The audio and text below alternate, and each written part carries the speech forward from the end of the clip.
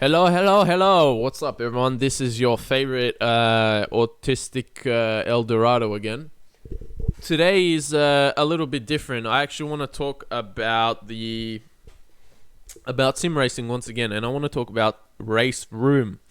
Now, first of all, a little disclaimer. I love RaceRoom. I got into RaceRoom probably one of the last sims that I got into, because we're going to get into why I think that is.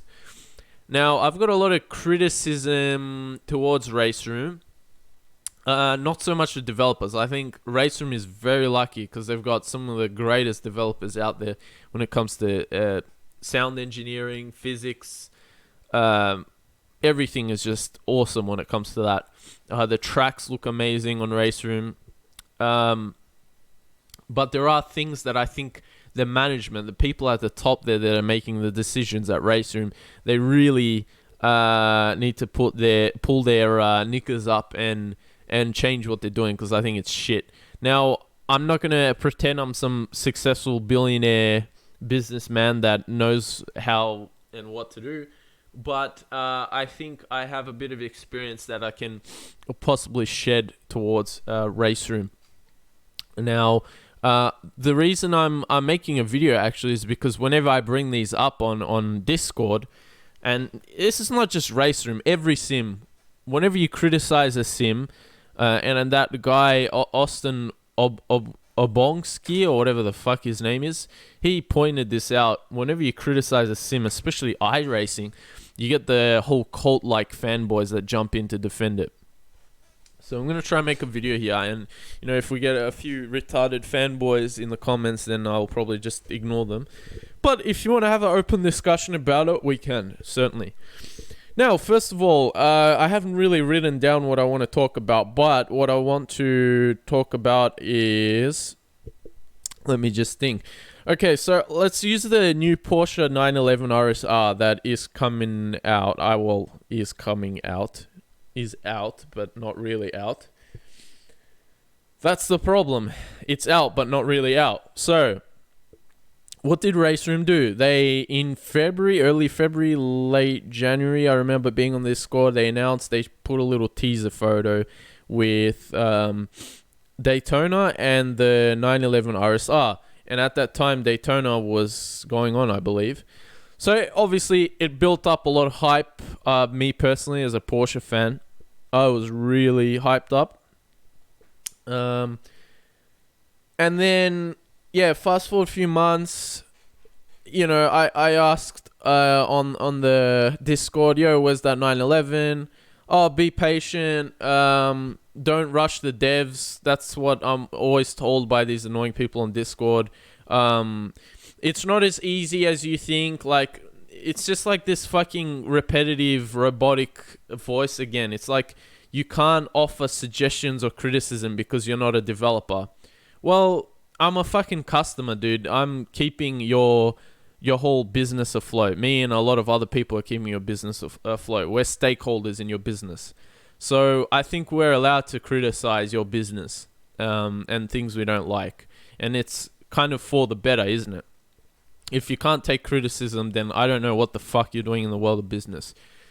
Alright, so what is the problem? Well, with this 911, you might be asking. Well, RaceRoom, they didn't decide to put this car for sale. Okay, and instead what they did is they decided to do a competition where the first 500 people win this Porsche 911. So... Alright, that's pretty cool, right? You will never see iRacing do something like that.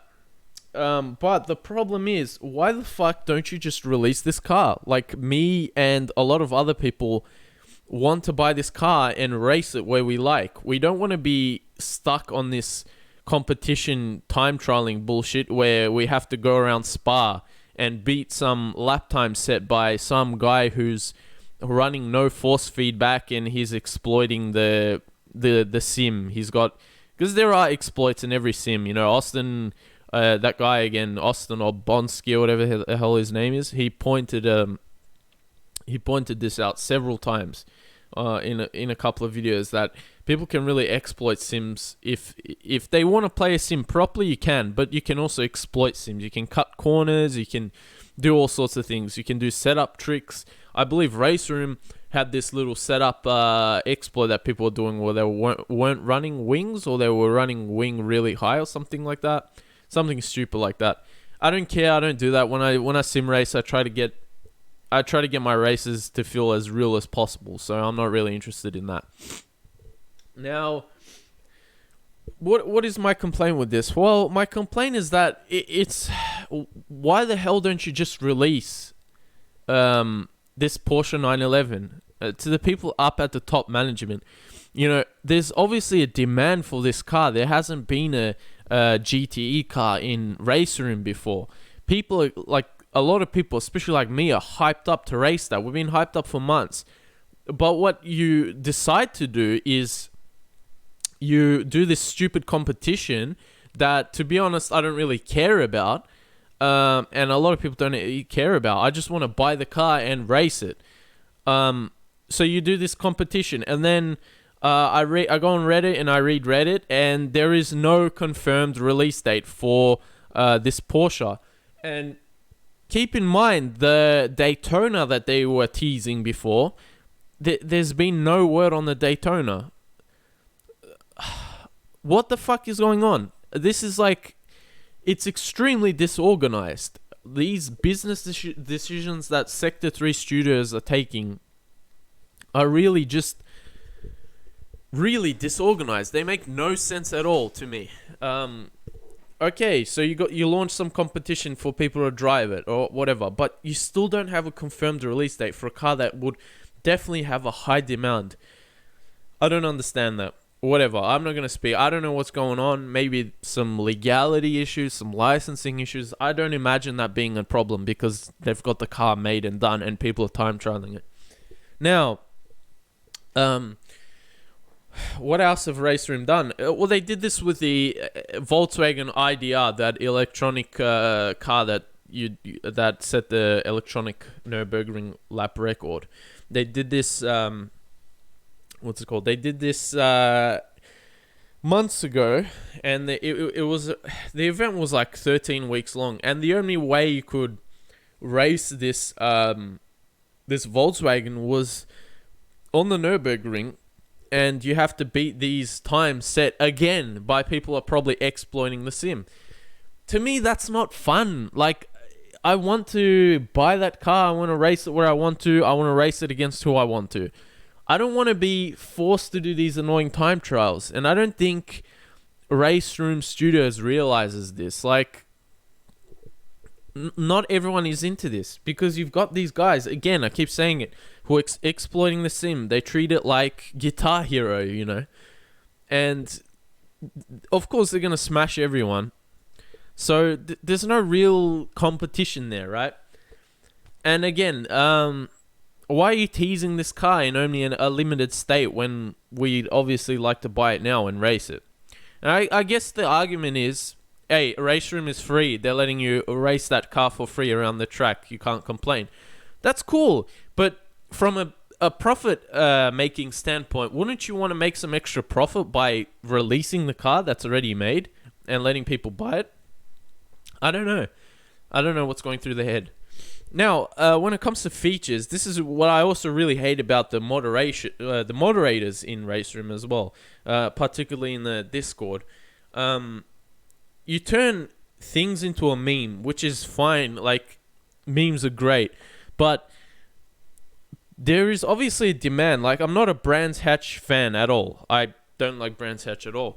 But people want the Brands Hatch GP layout, and we know that's become a meme on RaceRoom because of people asking for it so many times. So what the fuck does RaceRoom do, or Sector 3? What the fuck do? They sit back, they think, let's turn this into a meme. You know, we've already got Brands Hatch. Why? Well, we could give people that layout that they're after. But you know what? Let's turn this into a meme. This whole Brands Hatch thing into a meme.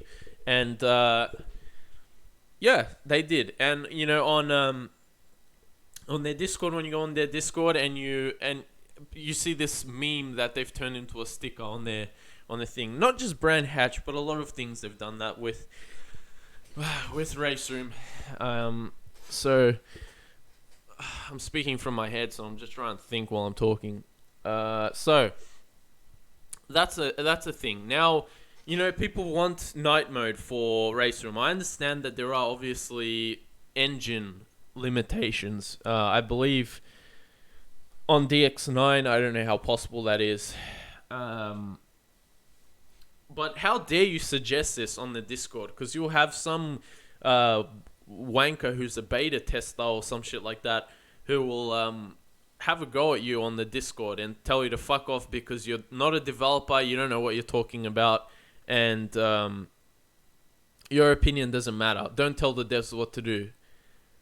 Jesus fucking Christ, man. You're allowed to give criticism, especially when you're a stakeholder. I own I own all RaceRoom content. So I think I can give my 2 cents in with what I don't like about RaceRoom. So yeah, a lot of people want night mode. I understand that it takes a lot of work to possibly change engines or upgrade to DX11 or DX10 or whatever. But I would ask Sector 3, you've obviously got a huge demand for this. What is going to be a better long-term decision?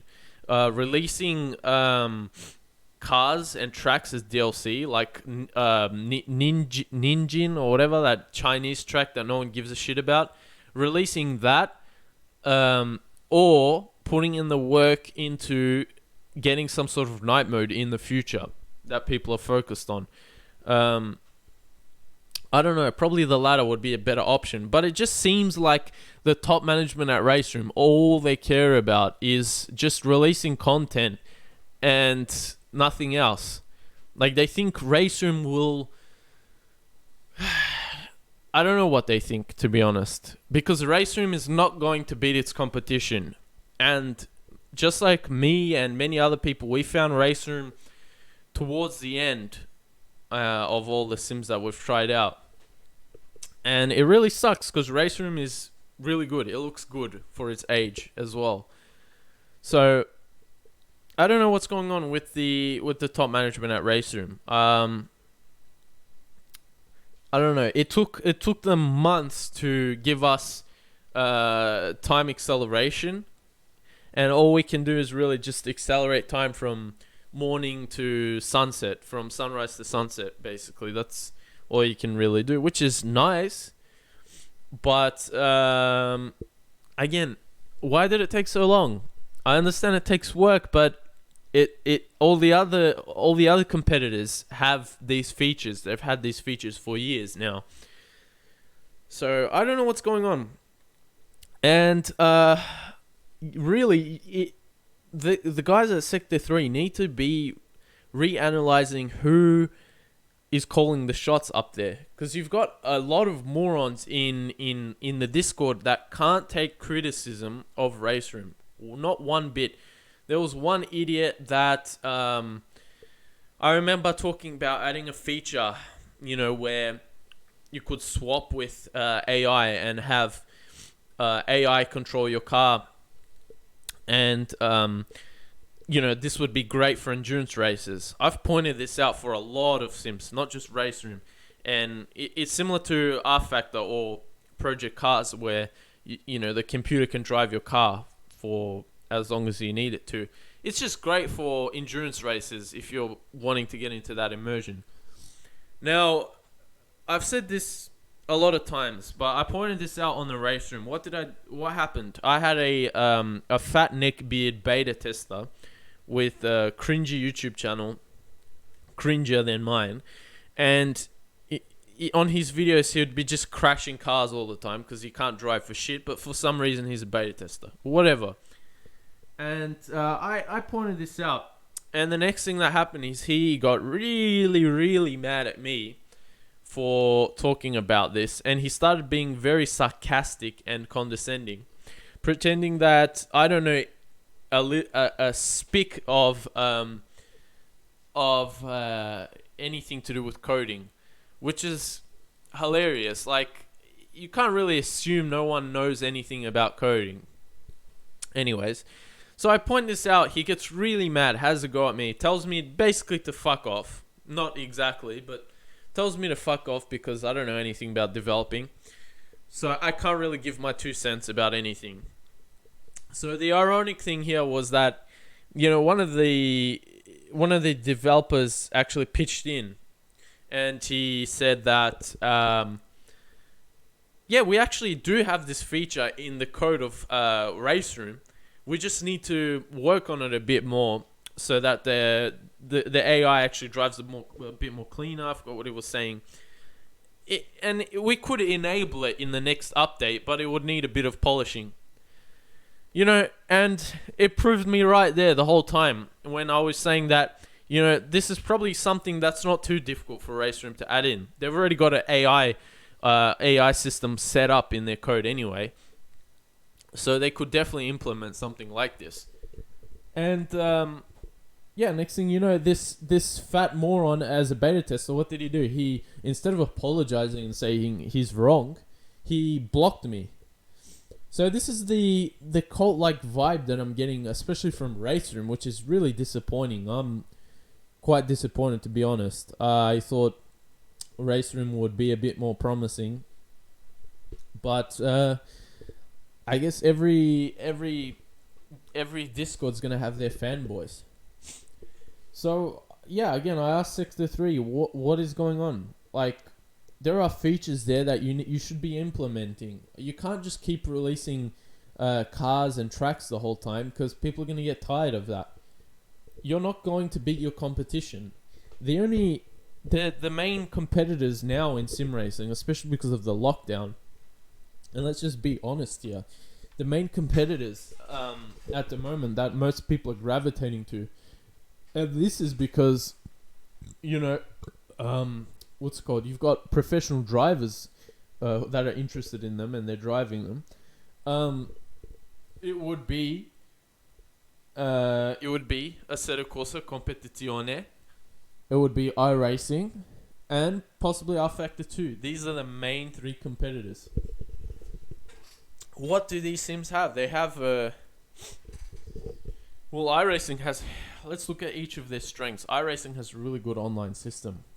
And people are going to probably disagree here, but I think iRacing cars are really well made.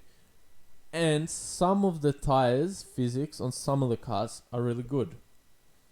Not all cars though on iRacing, that's for sure.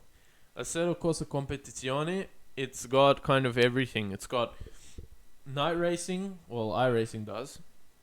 rFactor does. But it's got, what's it called?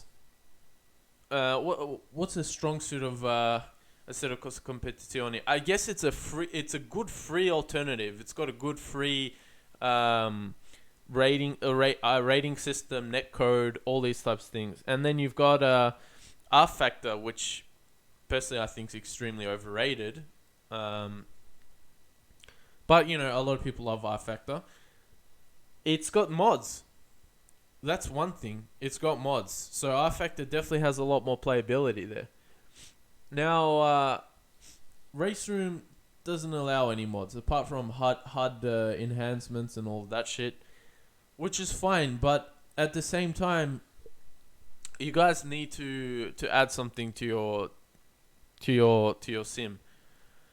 When it comes to the pricing models, I think RaceRoom's pricing models are good. Cars and tracks are reasonable in price, but I can't really see this making them money. I think there should be. I don't know if it like I could be talking about all of this shit and being really uninformed right now because I don't know the budget of Sector 3, but if we need to have some sort of good online racing, why not introduce some sort of subscription model to iRacing, to RaceRoom? Not the price of iRacing, but I don't know, something that you can get a bit more money to develop the game, because I honestly don't believe budget is a real issue, because they develop a lot of cars and tracks all the time and it doesn't seem like a big issue for them. I just think the problem with RaceRoom is just the game itself. They're not updating the fucking game itself. And this is what is kind of going on at R Factor. But R Factor has already got features that people like. Night racing, AI swapping, you name it. And they've got weather, you've got mods. So again, when I think of RaceRoom, I can't really point out something that really puts RaceRoom above everyone else. So that's another criticism I have. So I don't know. That's all I can really think of. I don't know. Probably, yeah. Again, why not just release the car and not do this annoying competition? Do the competition. Do your competitions, because I guess you got to do PR and promotion. That's fine. But release the car as well for people who want to buy it. Does not make sense to me whatsoever. You're already keeping people waiting months for this car, and it's kind of already lost its demand. You know, they did this, I believe, with the Porsche 911 GT3. I believe they did this last year. Correct me if I'm wrong. They released this car exceptionally late. It was after the 24 hours of Nürburgring, I believe they did. And it was a few weeks after they released it. So they did it when the demand completely died out. You know, so I don't know, the top level management, why don't you release these cars when the demand is at its peak, so you can get people away from other sims and trying out your sim? I don't know. It makes sense to me. It just makes sense to me. You released this Porsche 911. I think it's, yeah. So you've released this after Spa, the Spa 6 hours, which should have been a week or two ago. You released this 911 RSR. Well, and you released it as a time trial competition sort of thing. So it's like the demand's not going to stay there, guys. You need to release things when they're at their peak of demand. And I guess just to summarize is, yeah, release cars when there's before or during the actual event, so you have more of a demand. You need to organize yourselves better. And secondly is develop your game more. Stop being stingy. You need to understand that you need to invest time and money into the actual game itself and not just DLC. Because honestly, RaceRoom has not been a serious competitor in the world of Sims. You know, when you hear people talk about R Factor, they love to harp on about how good the force feedback is, which is debatable. RaceRoom, people love the online experience.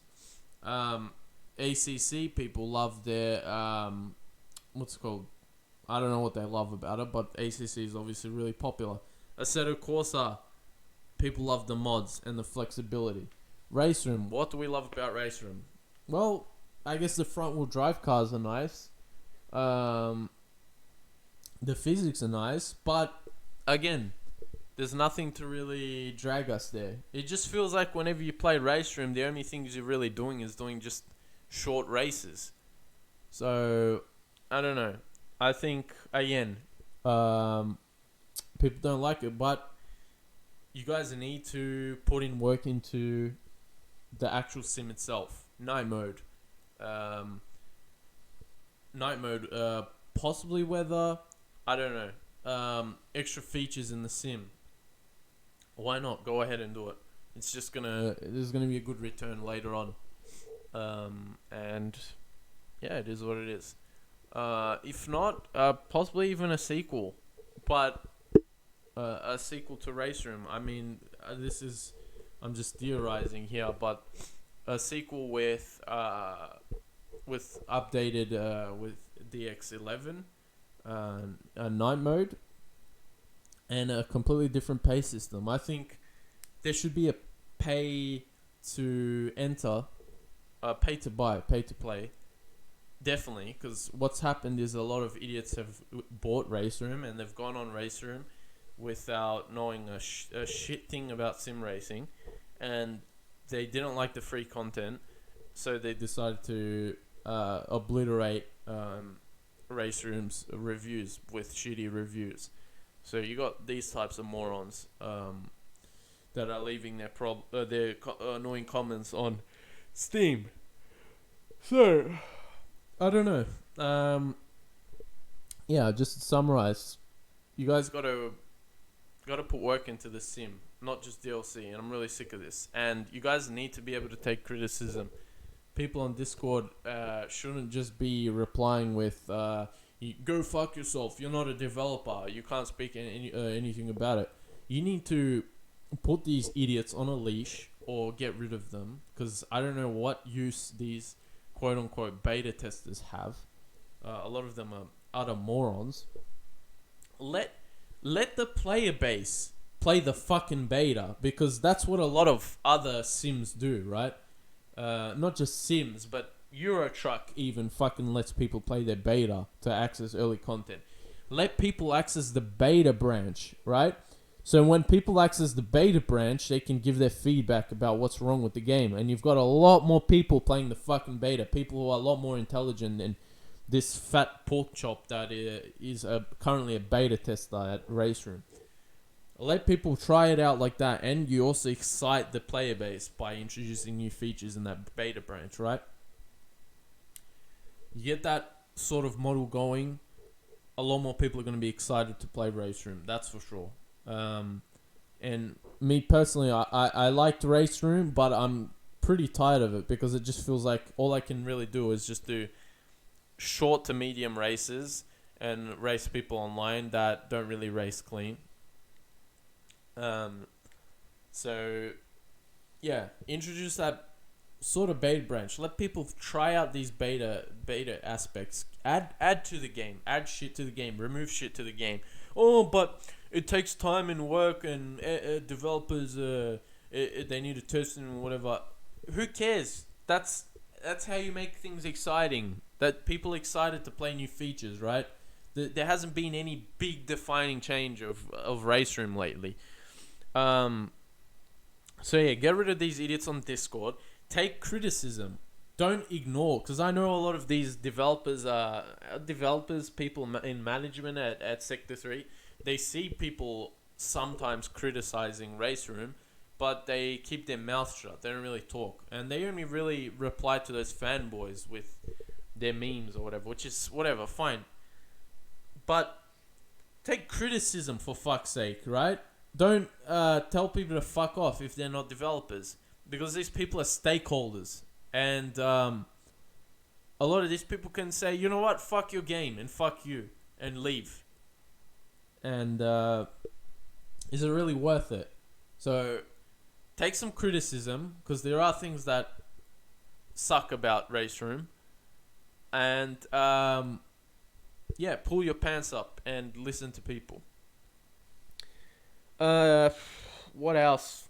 I should have written everything down on a piece of paper, but what else can I think of? I don't know. That's all the things I can really complain about, to be honest with you. I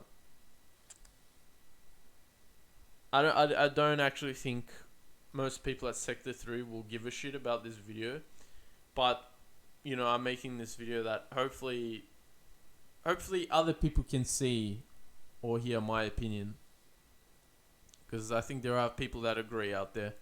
And you know, if there's enough voices that agree, then maybe we'll get a bit more of change in the sim racing community. Not just in general with games, I've noticed is that a lot of these developers have really changed, in the sense that they tell the fans, the customers, the stakeholders, the users of their product, their service, they tell them to fuck off, even though they've spent hard-earned money to keep these guys, keep their payroll going, right? And it just blows my mind. They tell them to fuck off, and they take their own business decisions into their own hand, like what they want to add to the game or what they want to work on. And we understand not everything's possible, but Jesus fucking Christ, guys, listen to your fan base. Your fan base is requesting for a lot of things, and Brands Hatch GP, make it happen. It's not that hard. You've got Brands Hatch, add the new layout. You can do it. You know, meet that demand. Don't turn it into a fucking meme. That's the worst thing you can do. When you've got a company, there is a demand for a product, and you turn around and you start turning into a meme. Like, it's fuck me, guys. That's not what you're supposed to do. You know, Jesus Christ. People are asking for game features. Add fucking game features, for fucking crying out loud. Even if people have to pay for night mode, add that shit. People want night mode. If you sit on the fucking Discord general chat, people all the time, when's night mode coming? When's night mode coming? And you guys reply sarcastically, because I understand you're tired of seeing these comments all the time. But for fuck's sake, give a window. Say, hey guys, we're looking into night mode. We're looking at how we're going to implement it. We might be able to get night mode by in this period of months or a year or so. We might be able to get night mode in the game. Again, listen to what people want. Stop being so... Again, this is the main issue I have with Sector 3. It's this arrogance. Just, we know what's right. We know... It's a bit like Apple. We know what the customer wants. We know. Well, unlike Apple, who's got a monopoly over electronics and the technology market, RaceRoom doesn't really have a monopoly over sim racing. So, guys, I think it's time to alter your strategy a bit. Listen to your fans. What's it called? Listen to your fans. Get off your high horse and get these idiots out of Discord that are literally not contributing anything. I really hope you guys aren't paying them some sort of salary, these beta testers, because they are the most useless people. Let the actual public of sim racers test out your betas and provide some sort of feedback box for reporting errors or something. And not only do you excite people to play new features of the sim, you bring in more people. So yeah, that's about my criticism. Get rid of these... keep these challenges. Whatever you want to do, your events where you reward people with hardware and all this dumb shit. But at the same time, release the fucking car. Don't get rid of it. I'm worried this Porsche 911 is actually gonna be gone. I'm worried that we're not actually gonna even be able to buy it after this time trial event that we've got going on. So yeah, that's about it. That's my little ramble about RaceRoom. I know it was pretty pointless and went on for a while, but it is what it is. So thank you for listening if you are. And I'll see you guys next time.